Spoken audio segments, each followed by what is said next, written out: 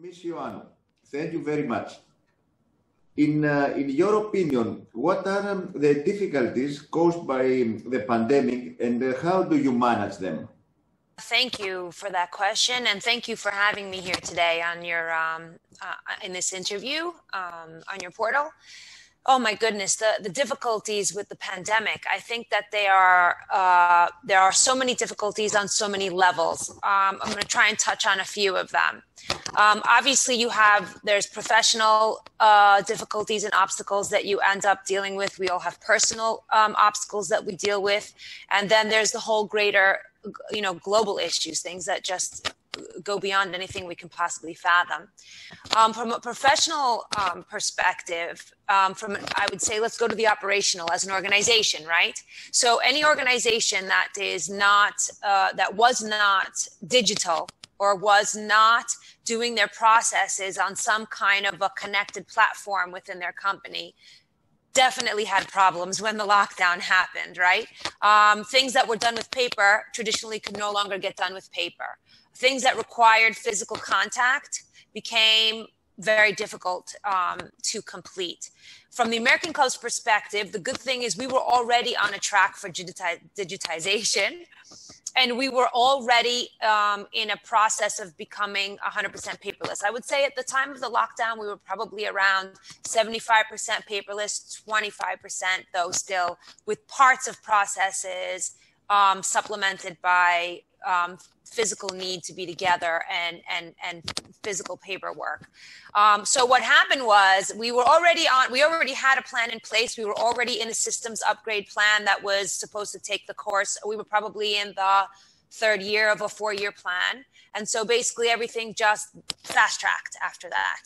And we were very lucky that we have very, very capable IT executives that were able to connect with all of our people all over the world and help us communicate in a way that fast track that and get us. Now we're almost entirely, well, we are entirely paperless now. We are absolutely entirely paperless.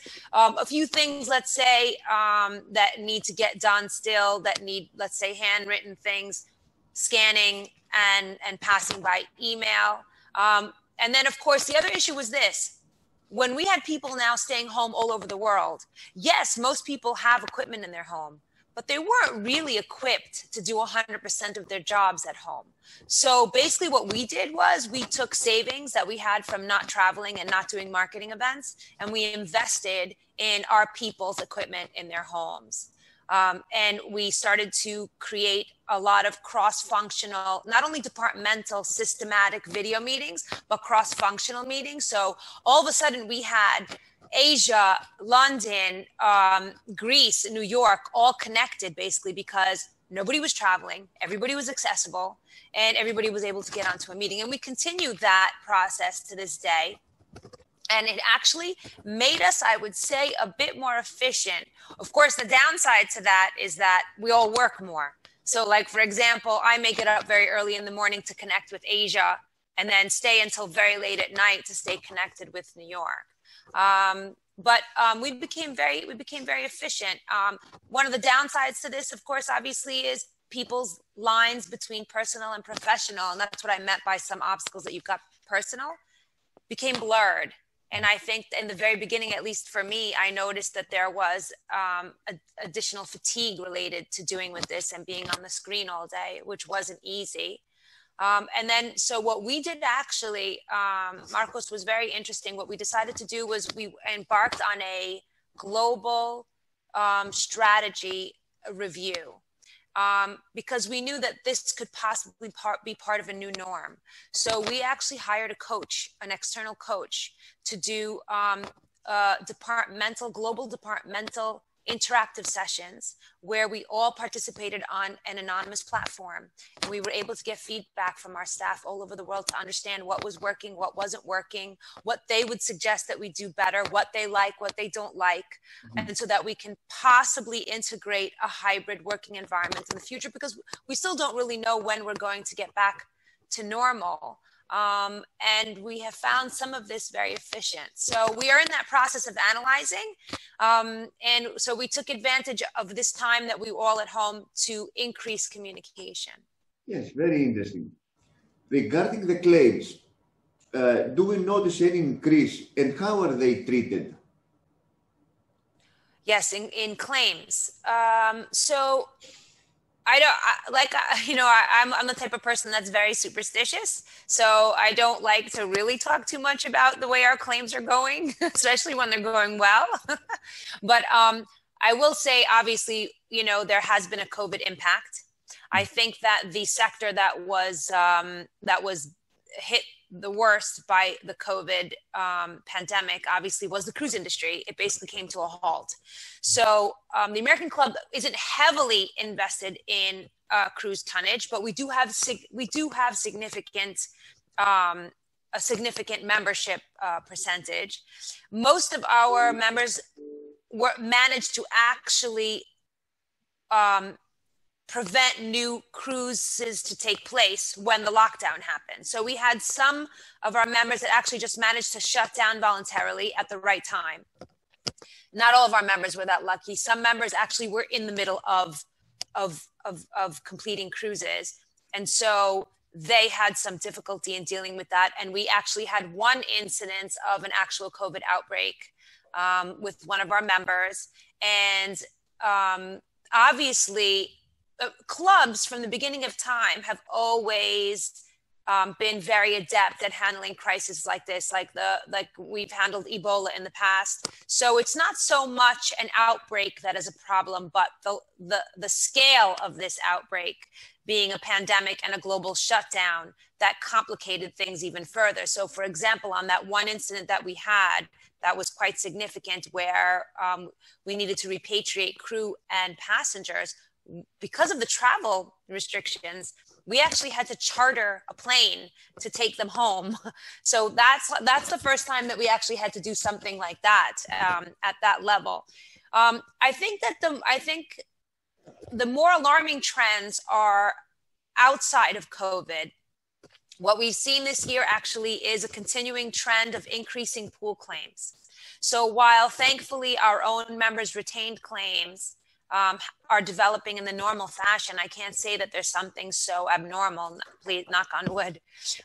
What we've seen is that the large claims over 10 million are increasing, and that was a trend that had started from last year. I think it's still early for us to sort of pinpoint or identify a particular cause. Now, one of the concerns that we have, obviously, is that COVID-19 restrictions in terms of travel will complicate things potentially in terms of crew, right? That's one of the issues we have to keep in mind in terms of crew members not being able to, not only not being able to disembark, but new crew members not being able to embark, and the impact that may have on claims going forward.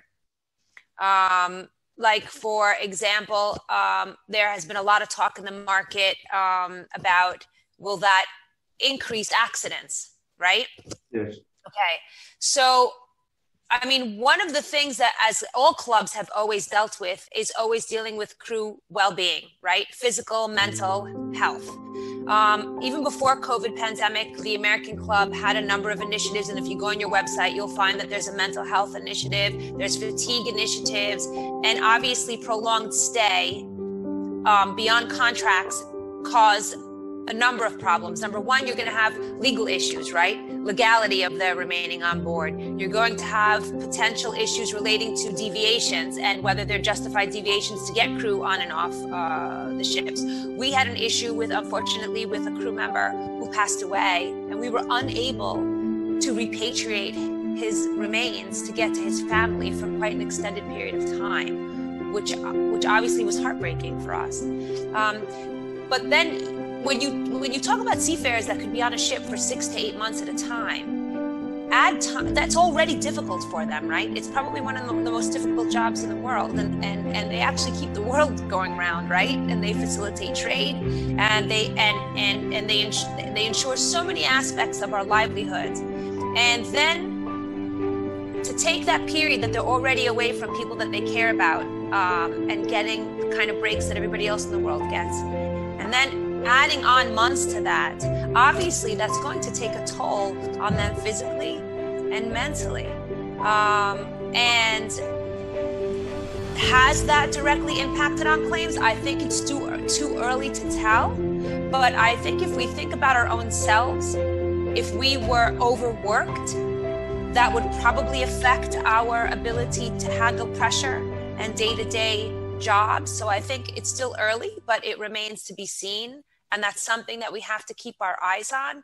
And that's something that the international group is becoming very vocal on. And it's something that the IMO has become very vocal on, and the ILO and a lot of organizations. And I know that there has been also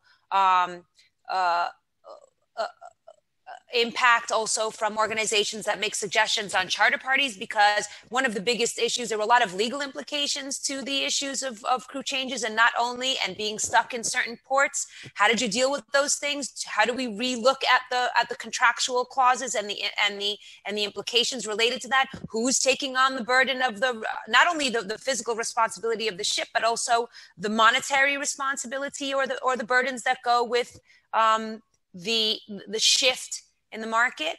But I think that, the shipping industry is quite resilient. It's proved itself that way over and over. And I'm very happy to see that a lot of organizations are coming together, including, declaring seafarers necessary workers. I think that we are seeing some of the ports opening up, but we haven't seen it to the extent that we need to see it. And I think it's a significant crisis that more needs to be done. And I think countries themselves, where the seafarers are nationals of, have to take a bigger role in that. And the more we create awareness for it, I think the better it can be. We have seen our members becoming very, very good at managing this crisis, and really just pulling the plug on every type of avenue that they could find to get their people home. So will it have an impact on claims? I think it's still too early to say, but it's definitely something that we have to keep our finger on. And you know what else we forget about here? So one of the things actually that is disturbing to me is that I know we're all very concerned about the death toll and the direct impact of COVID as an illness, but there are so many other consequences to this, including more than double the level of hunger in the world. I think it was 130 million. I think it's over 200 million now, people that are affected by hunger. And seafarers are the key workers that keep the supply chains moving, that facilitate meeting the needs of people around the world, including, and to a large extent, the underprivileged. The World Food Program has been talking about this over the last few months if you go on their website. But there are so many pre-existing levels of crisis that are just worsening, and it's going to be so difficult for us to get those things back on track. But if we deal with the crew crisis, and we deal with the ability of ships to get in and out of ports, that is also one of the pieces of the chain that will also help humanitarian crisis, right? Yes. Yeah. No, Mr. Tell us about the Greek office. We are going through a difficult year where, in addition to the effect of the pandemic, we also had an increase in insurance premiums. Tell us a few things about that. Thank you. I'm going to deal with them a little bit separately. So, you know me, I'm very, very proud of our Greek office, Marco. And we have, the office started off, I think we've talked about this before, in 2005 with 5 of us. And now we are, I think, 15, including support staff. And we are continuing to grow, and we will be having additional growth in the new year that we'll be talking about soon, but it's a little bit too early to talk about. So one of the great things that happened with the Greek office is, number one, it's in a key time zone, right? So it's in the middle of all of the markets that we deal with, right? It's because we've got Asia, we've got the US, and we've got London and Greece in the middle. And one of the greatest things that happened with the Greek office and the London office actually over the last few months due to the work from home situation is that the London and the Greek offices, of being only 2 hours apart, were able to come together from a management and operational and claims management perspective, and handle things in much more unison and greater efficiency and a greater reach, I would say, to the membership. And through this, even from before this process, one of the wonderful things that happened with the Greek office is it became a focal point for global management. So, for example, you've met our Joanna Kukuli, right? So Joanna Kukuli last year was elevated to a global position. So the Greek office now holds the Deputy Global Claims Director. And given its time zone and given its abilities, this office has become a focal point and has a greater impact on the management of claims with the American Club. We have Joanna Kukuli, we have Alina Suli, we have Marivi Banu, Adonis Bavas. All of them are in the, if not close to or exceeding 20 years experience in maritime claims management. We have Danai Mada, Nikki Tiga, Chrysanthi Paplomata, and we have so many also new faces that are coming in and supporting that. And they really are a group of people that can handle anything from your most complicated FD&D to your most complicated P&I casualty. And that is something that the club has invested in from the beginning. And in terms of people that understand the market that they're in, but also have the experience and the know-how from a global perspective as well in terms of handling maritime claims. So the Greek office has developed quite nicely. We're very proud of that. And it's just one of the keys that, one of the pieces of the chain within our global team, very connected to London, New York, and to Asia, and everybody plays a role. And one of the things that we do, obviously, as you know, I've said in the past, is that we don't look at it like Greek members are handled by Greek office and Asia members are handled by the Asia office. What we do is we look at where the claim is, right? So the person that is best positioned to handle a matter is the person who has experience in the place where the claim is handling. So if you've got, even if it's a Greek member with a casualty in the United States, the best person to handle that is in the United States, right? Because they have the know-how and the network. And the same thing goes for Asia and for Europe. So that's how we're continuing that, and it works quite well for us. In terms of insurance premiums, that's independent, I think, of the Greek office. Let's remember, I think when I like to talk about premiums and how they're developing, let's remember that the club is a mutual, right? Okay, so that's the key to its sustainability. So what does it mean? If you have your premiums are supposed to meet the losses, right? That's what it's all about. So it's self-insurance, right? So if you have a bad year, you charge as little insurance premium as you can, okay? And you hope for the best. You base your estimates on your experience. But if things go bad, you have the ability to ask for more premium. If things go well, okay, well, then you can either add that amount to the surplus, the capital, right? Or you can give back to the members. And there's lots of different ways you can give back, okay? Not only through the issuance of dividends, there's lots of different ways you can give back, including through claims continuity credits and other sort of mechanisms, luckily, that we have in the mutual system. Now, not everybody, people have a tendency to think that the claims are just there, the premiums are just there to pay the claims. And sometimes a member might say, well, I don't have it, I have very little claims, so why should I pay more premium? Well, there are a lot of factors, like every business, that go into calculating premiums. So you need the money to run the operations, right? We have so many experts all over the world. Well, there's a minimum level of expense that goes to having those people to be on standby at any given time and to provide also loss prevention benefits and guidance. It's because we're not only there to answer the claim, to pay the claims. We're there to handle the whole gambit of what it takes to be a club. There's reinsurance, there's regulation, there's compliance, there's financial oversight, and there's all sorts of requirements that we have to meet. And then if you look at the way the world is developing in terms of sanctions, we need a whole slew of lawyers to help us get through that maze, right? So all of these things, they play a role in determining the level of premiums. There's a minimum level of cost that goes with running a club. And then you take into account the claims impact. So I think if you look at recent history, it has found that clubs have been subsidizing technical deficiencies from premiums versus claims and overall operational costs.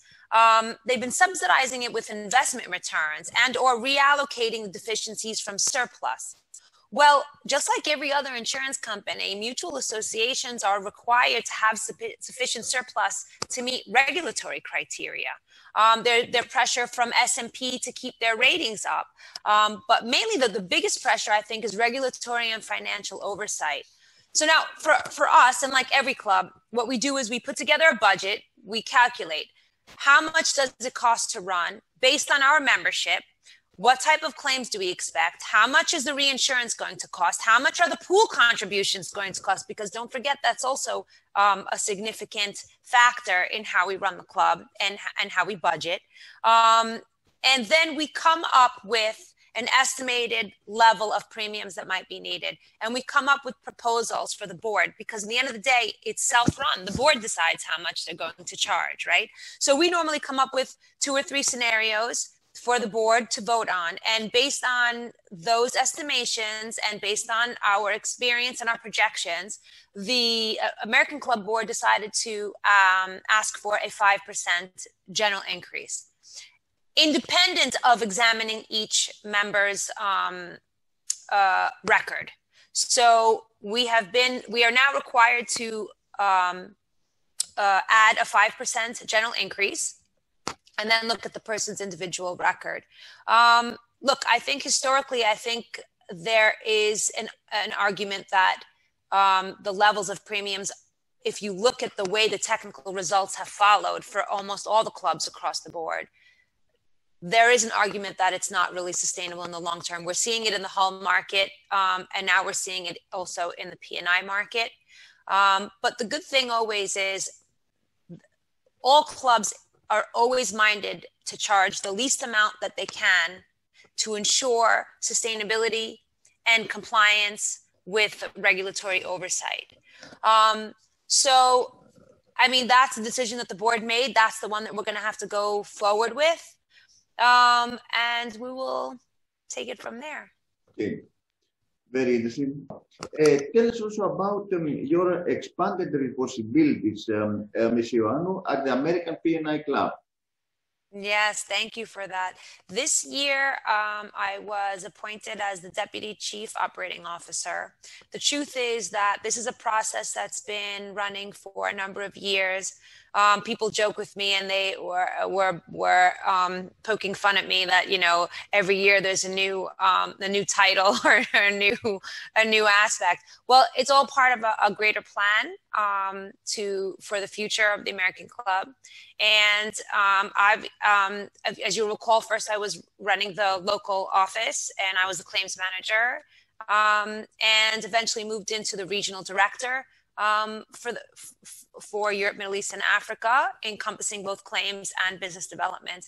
And over the last few years, I have been shadowing both Vince Solarino and Joe Hughes in their overall management. And this position, now that they've given me, basically is meant to allow me to be involved in every single function of the club, every single function of every single office on a global level. And actually being here in Greece right now during the pandemic was a very big help to me, because I was able to be a conduit for all of the functions and all of the offices. The way I kind of look at my job is I look at myself like the glue between all of the people and all of the functions and all of the offices. I mean, I've come up the ranks through a number of different functions. So beginning in claims, then in business development, and then obviously facilitating in operations and also being involved on the finances. So one of the things I love about my job is that people, they come to me when they believe that maybe there's an issue or some kind of obstacle. And the way I see the purpose of my job is bringing all the different people together that complete a process and helping them get on the same page and helping them brainstorm and understanding each other and developing empathy within the organization so that we can become better at what we do. And that also includes connecting members with people internally. So basically, I touch all aspects of operation. Part of my job is to think about the challenges of the future and try and bring everybody on board and not really come up with the solutions, but bring the teams together that will help develop the solutions that best meet everybody's needs. And, develop the new strategy for the next decade, really. That is part of what I hope that I'll be able to do. And it's one of the things that I love doing, actually, bringing our team together, because I'm very proud of the American Club. I mean, we are a small organization within the greater scheme of things in the world of P&I, but it's such a wonderful group of people. And we have such a huge loyalty factor with our membership. They've been with us through the ups and downs. We have over a 95% retention rate. And I think that goes to the people. So one of the biggest things that I love about my role is the people management that I get to do and the interaction I get with our team and understanding the tools that they need to make their lives easier. That's another part of what I do, helping us all make our lives easier. If you want something to add? Yeah, I would like to just take a moment to, number one, thank our membership, thank the market, thank our team all over the world. Thank you also for, giving us this opportunity every single year to have a voice. And that's very important to us. Obviously, this is new territory we're dealing with in this extended lockdown and uncertainty going forward. But I must say, I'm very proud of everybody in this industry, how they dealt with it. And I'm very proud how everybody came together. I was very lucky also to be a part of a number of groups of people that came together during the COVID, during the lockdowns during the lockdown over the last few months, that were able to share ideas and increase awareness for various issues. And I think that's really the key. I think one of the things, the takeaways here is that,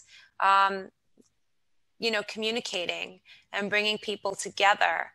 And in general, it's always been the one thing that I loved about what I do, about connecting with people. And even though we physically couldn't do that, I must say that there were a lot of people that I connected with more than I ever did before.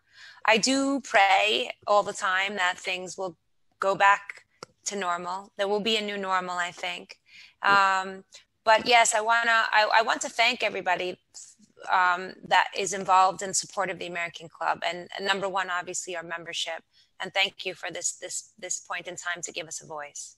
Thank you very much, Ms. Ioannou. Thank you very much. And I hope next year will be much, much better with health and prosperity. Exactly. Health and prosperity. Health and prosperity. Number one. Thank you, Marco. Thank you very much.